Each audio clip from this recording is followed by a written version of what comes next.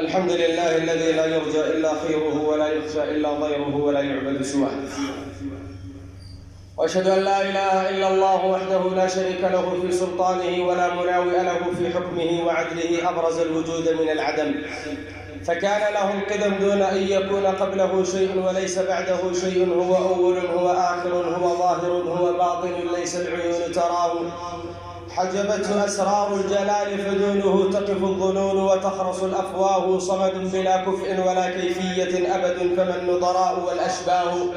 سبحان من عنت الوجوه لوجهه وله سجود أوجه وجباه. وأشهد أن محمدا عبد الله ورسوله وصفيه من خلقه وخليله، بلغ الرسالة وأدى الأمانة ونصح لهذه الأمة وكشف الله به الغمة، وتركنا على المحجة البيضاء ليلها كنهارها لا يزيغ عنها إلا هالك. فصلوات ربي وتسليماته عليه من يومنا هذا إلى يوم الدين. اتقوا الله عباد الله، واعلموا أنكم إلى الله راجعون وبين يديه موقوفون، وعن أعمالكم مجزيون ومحاسبون. يقول ربنا تبارك وتعالى في كتابه: يا أيها الناس اتقوا ربكم الذي خلقكم من نفس واحدة وخلق منها زوجها وبث منهما رجالا كثيرا ونساء، واتقوا الله الذي تساءلون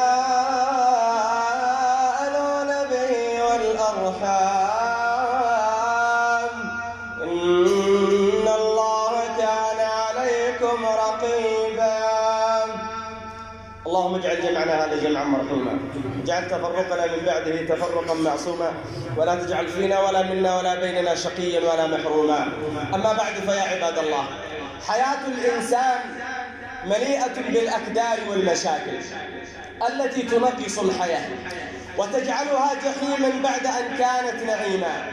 والناس تجاه تلك المشاكل العامة إما مؤمل بالخير والفرج، وإما يائس من الحصول الخير، ولكل حكمة في شريعة الله تبارك وتعالى.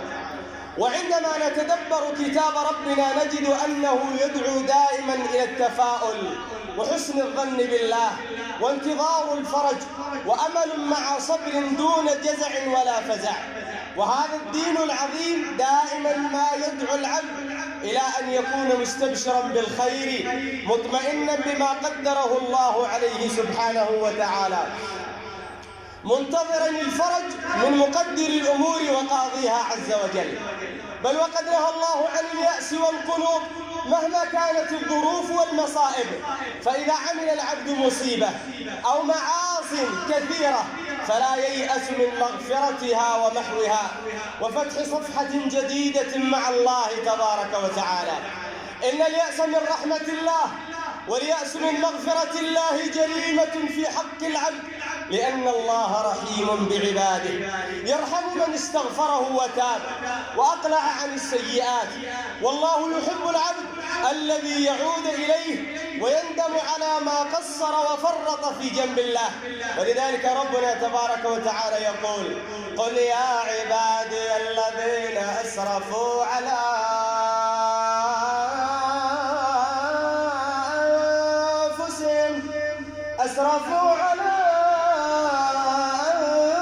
أنفسهم لا تقنطوا من رحمة الله، إن الله يغفر الذنوب جميعا، إنه هو الغفور الرحيم.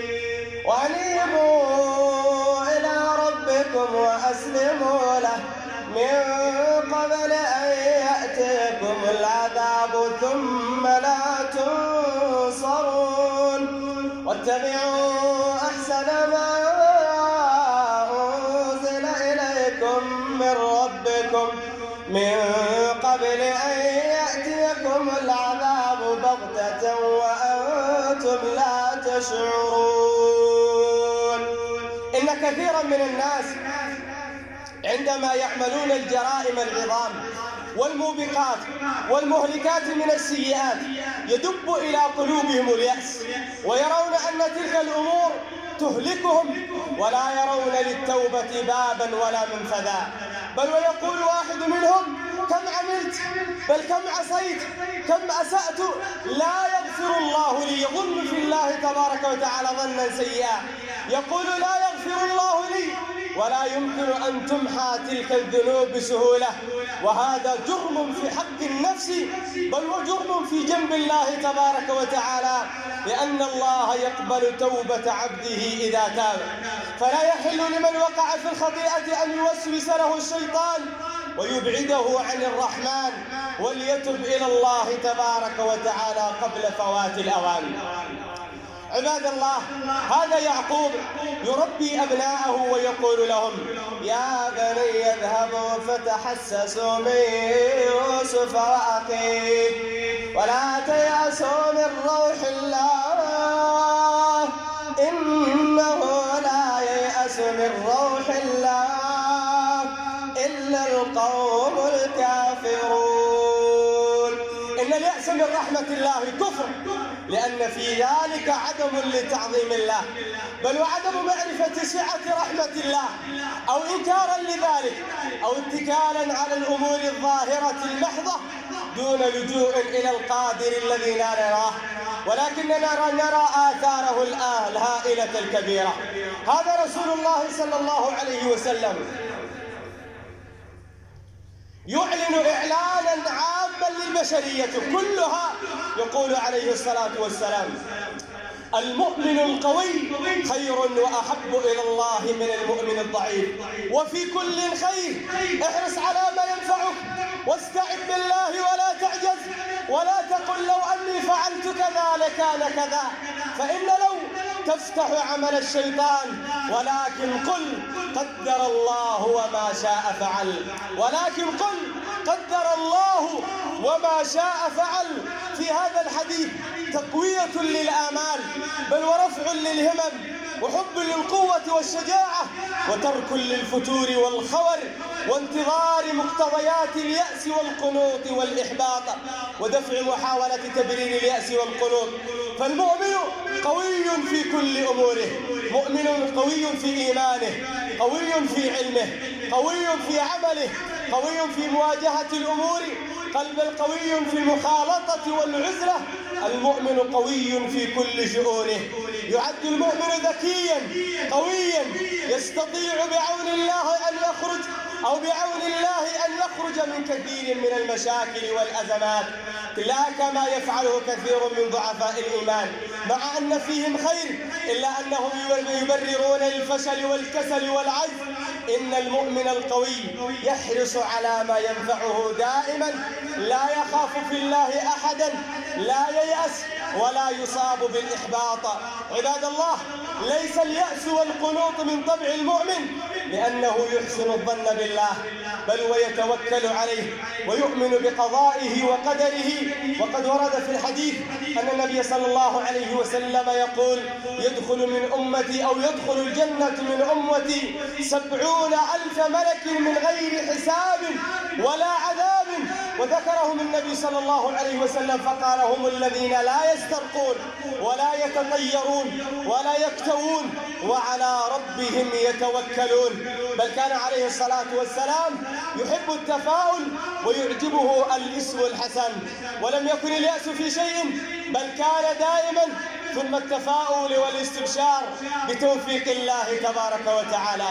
أيها المسلمون، إن من العلل والأمراض النفسية المتفشية في كثير من الناس اليأس والجزع والحزن عند المصيبة، والفرح والبطر عند إقبال الدنيا. ويعود ذلك إلى عند معظم كثير من الناس أنهم لا يضعون الأمور في نصابها الصحيح، بل يميلون إلى التهويل والمبالغة في التعامل مع المشكلات. وقد صور الله هذه الحالة في عدد من الآيات. قال الله عز وجل: وإذا أنعمنا على الإنسان أعرض ونأى بجانبه وإذا مسه الشر كان يئوسا. قال الله عز وجل: ولئن أذقنا الإنسان منا رحمة ثم نزعناها منه إنه ليئوس كفور. ولئن أذقناه نعماء بعد ضراء مسته ليقولن ذهب السيئات عني إنه لفرح فخور. بل ومن رحمة الله عز وجل بالمؤمنين أن من عليهم أن شفاهم من هذه العلة، بل ووهبهم ما يعينهم على وضع الأمور في نصابها، دون أن تكون نظرتهم للحياة نظرة معتدلة من غير إفراط ولا تفريط. وقد صور القرآن حال المؤمنين بعد هذه الآيات السابقة. قال الله عز وجل: إلا الذين صبروا وعملوا الصالحات أولئك لهم مغفرة وأجر كبير. إذن فاليأس لا يجوز في حياة المسلم، لأنه من صفات الكفار الذين لا يعرفون حقيقة دين الله.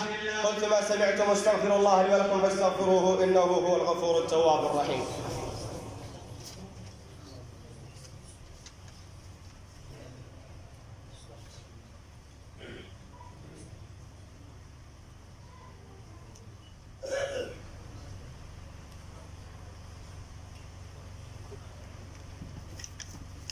الحمد لله على إحسانه، والشكر له على توفيقه وامتنانه.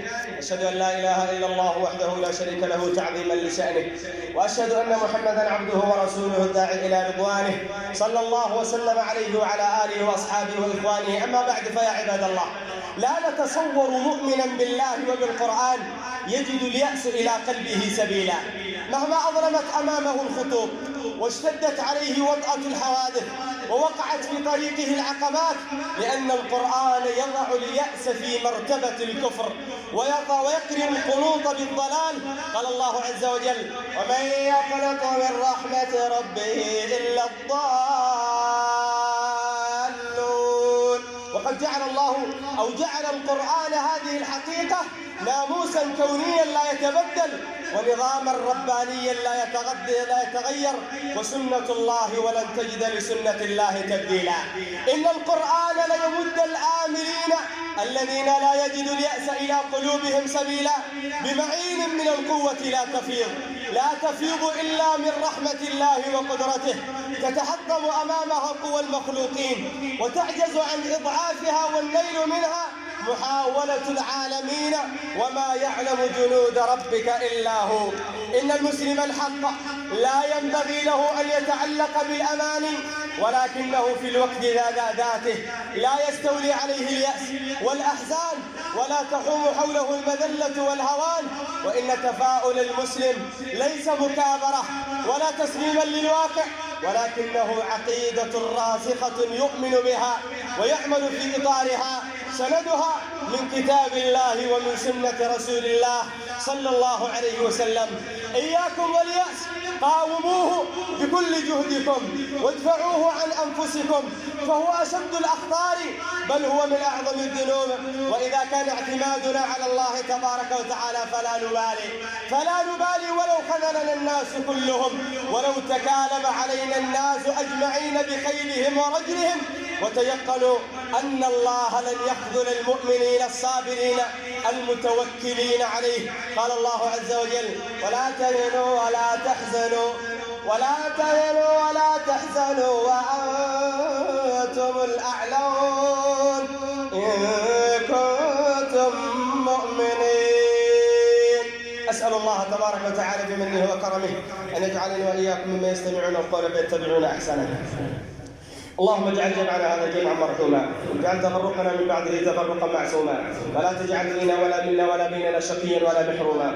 اللهم اغفر لمن حضر هذه الجمعة ولوالدينا مع والديه، افتح اللهم للموعظة قلبه وأذنيه. اللهم كن للمستضعفين المضطهدين النازحين المقتلين المشردين في كل مكان، اللهم اكفهم بعينك التي لا تنام، احفظهم بركنك الذي لا يضام، وكن لهم ناصرا ومعينا يا رب العالمين. اللهم اشف جائعهم واكس عاريهم وارض ظمأهم واشف مريضهم وتقبل بالشهداء قتلاهم يا رب العالمين. اللهم اغفر لموتى المسلمين أجمعين الذين شهدوا لك بالوحدانية ولنبيك بالرسالة وماتوا على ذلك. اللهم اغفر لهم وارحمهم وعافهم واعف عنهم واكرم نزلهم ووسع مدخلهم واغسلهم بالماء والثلج والبرد ونقهم من الذنوب والخطايا كما ينقى الثوب الابيض من الدنس. وارحمنا اذا صرنا الى ما صاروا اليه يا رب العالمين.